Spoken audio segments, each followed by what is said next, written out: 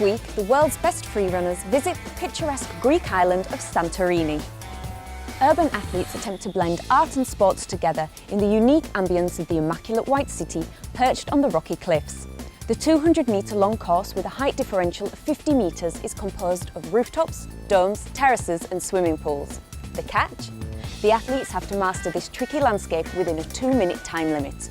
Tune in to find out who will conquer Greece.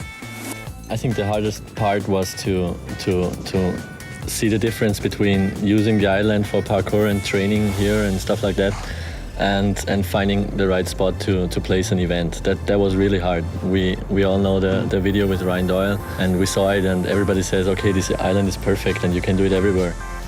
We post pictures and videos like Ryan did then, and every other athlete would say, okay, oh my God, I want to be there. You can't make holidays here and just run on properties. So we give them a possibility to train here and come together like 20 people jumping on buildings. That's the most amazing thing about this.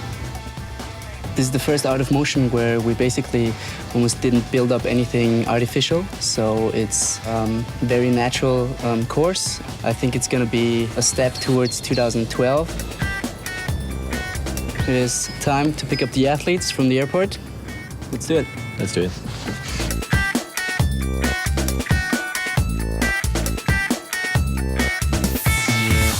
This week on Push Girls, Chelsea makes an effort to improve her divorced parents' relationship. Her parents are barely on speaking terms, so she invites them both to her housewarming party. But can they find a way to be civil, or will it be all-out civil war? He wouldn't let me go out till past 10 o'clock at night, you know, and my mom was more lenient with me. My mom's like my big sister, and she's like my best friend. Ah! Oh my God, I'm so excited. And then I'm gonna be right there. My mom let me grow, you know, my dad didn't. And the night of the accident, my dad blames my mom because he thinks I should have been home at 12 and she shouldn't have went to bed. It's been a while, right? She looks like a little kid again. I know, I feel like a little kid again. I wish that I could ask my dad, can my mom come?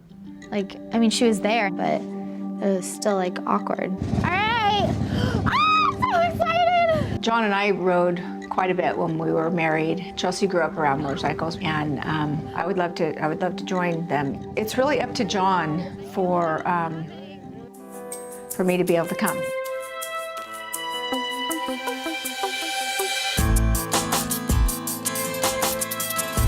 Having decided she's ready for a serious relationship, Mia starts wondering if her friendship with Barrett could be something more. When he takes her on a ride on his private plane, hope takes flight. Do you have a thing with him? I haven't had a thing with him. Oh, he's just a friend that you're like really comfortable Well, with. we just have Were you so attracted when you guys much first? Yes, but it didn't pan out that way.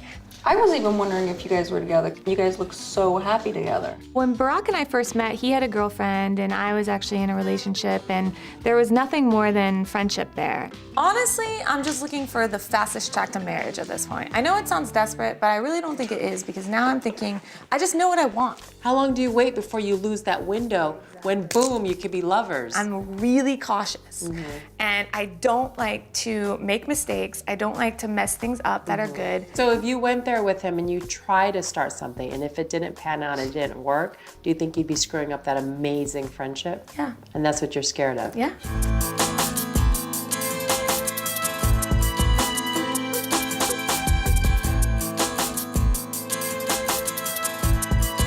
This week on Good Life, Gabriella meets up with a tea connoisseur to learn more about how to brew the perfect cup. She also gets some tips from the head chef at Bistro Restaurant on how to prepare a hummus recipe with a twist.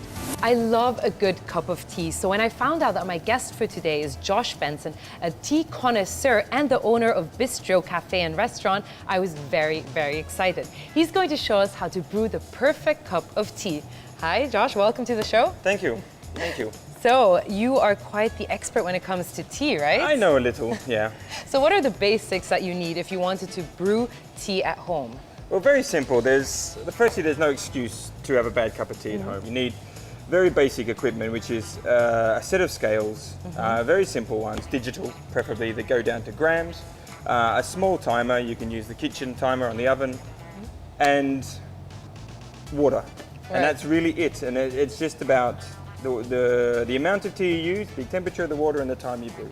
Okay, And so those that's are it. the three most important That's things, the actually. only important thing. And of course, the tea has to be of good quality. Absolutely. Again, the tea is not an overly expensive product, so that you don't need to buy cheap tea. You can buy good tea very affordably, and make a perfect cup at home every time.